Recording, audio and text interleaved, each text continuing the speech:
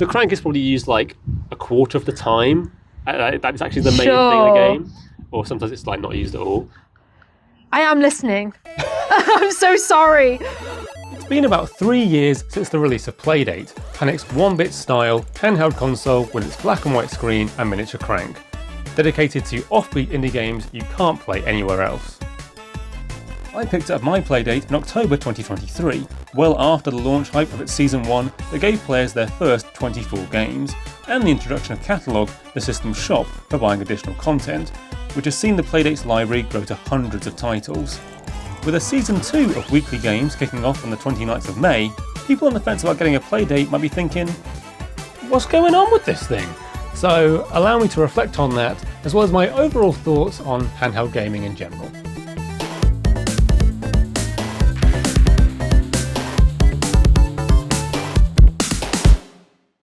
To cut right to it, do I play Playdate every day? No. Do I play Playdate every month? No. Probably because its lack of backlight and less than ergonomic form factor mean you have to be in a particular mood for Playdate, which can be rare. But when that mood does come around, I can find myself doing nothing but playing Playdate for days on end, usually revisiting something I overlooked from Season 1 or taking a gamble on something from the catalogue. I love getting fully absorbed into old arcade games, learning new mechanics, or obsessing over a high score. That's an easy mood for me to fall into. Playdate games can often feel like old arcade classics, but the system is more particular. Sometimes the mood hits you, other times you need to create the mood yourself to get the most out of it. But if you've got a lamp, even the coziest of indirect lighting is plenty to illuminate a Playdate.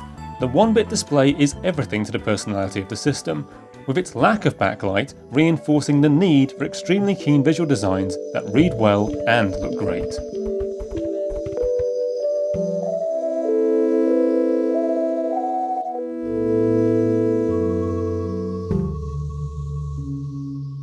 It's a system so unique and friendly, I find myself wondering why I bother with other portable consoles at all.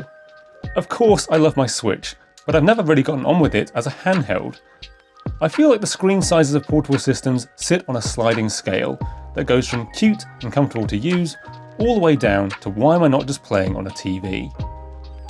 I find the Switch is very cumbersome in handheld, so I barely ever take it out of the house, or even out of the dock, and I really don't understand why the Switch 2 is going to be even bigger. Handheld used to be my main source of gaming. I can remember catching my first shiny Pokemon on the London Underground at the tail end of a 5-hour train journey because all of that time was also Pokemon training time. That was thanks to the 3DS just tucking away like this. A Switch can't fit in your pocket. You can't swiftly move from gaming to not gaming with this device. But that's because Nintendo knows pockets don't belong to video games anymore. That's where your phone lives, and they don't want to compete for that pocket space every time you leave the house. That's why the Switch is the shape and size it is, for market buoyancy, not usability. For now, I need to go elsewhere to avoid the heavyweight handheld consoles, which is why I need to appreciate my Playdate more. So, what have I been playing on and off for the past couple of years? Well, Questy Chess is the best kind of puzzle game, very atmospheric and makes you feel smart, by using the rules of chess to solve little escape rooms. 0-0 Perfect Stop makes the genius move of turning the Playdate into a train control paddle. Plus, the 3D graphics are wonderful. Inventory Hero is a fast-paced RNG auto-battle RPG where all you need to do is organise a constantly shifting inventory. It's incredibly satisfying when things speed up. Word Trip is a puzzle game that tests your vocabulary of 4-letter words in a good way. Star Sled is a crank-based space game which reminds me of the best bit generation games for GBA. And MDMA boils the city builder down to its core elements to create an infinitely replayable arcade-style simulation. Admittedly, some of Season 1 I've hardly touched, and some of them just aren't great games, but it's more about finding the 6 or 7 that speak to you than loving all 24. Truthfully, my favourites have come from Catalogue. Games are very fairly priced, and many of them really push the system in both game mechanics and visual design. What devs are achieving now with Playdate has got me excited for Season 2. Of course, there are many reasons to keep you on the fence, or pass on buying a Playdate altogether. As I've admitted, I don't actually use it as much as I intended to. One perk of forgetting you have a Playdate half the time is that it retains its absolutely beyond premium, fresh out of the box finish. Its matte texture and crisp buttons feel like what a new Nintendo 3DS thought it felt like.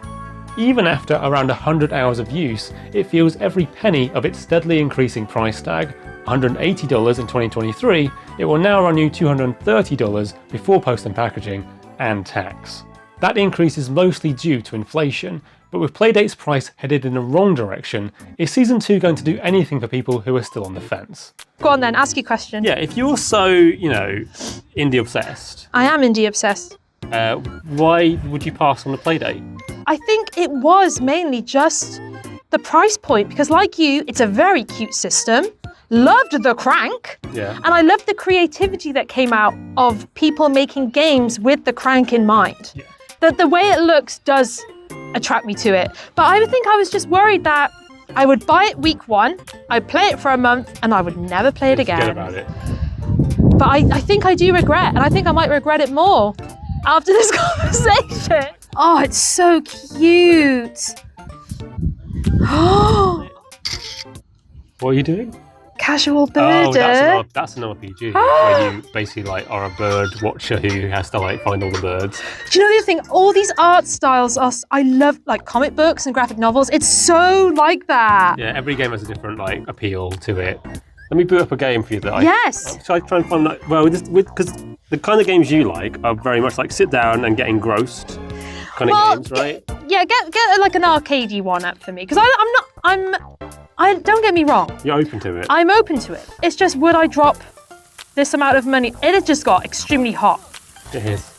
Would Season 2 move the needle for you to you still have to pay for that second season, which is $40. Right. So you're looking $270 to get everything basically that I've got.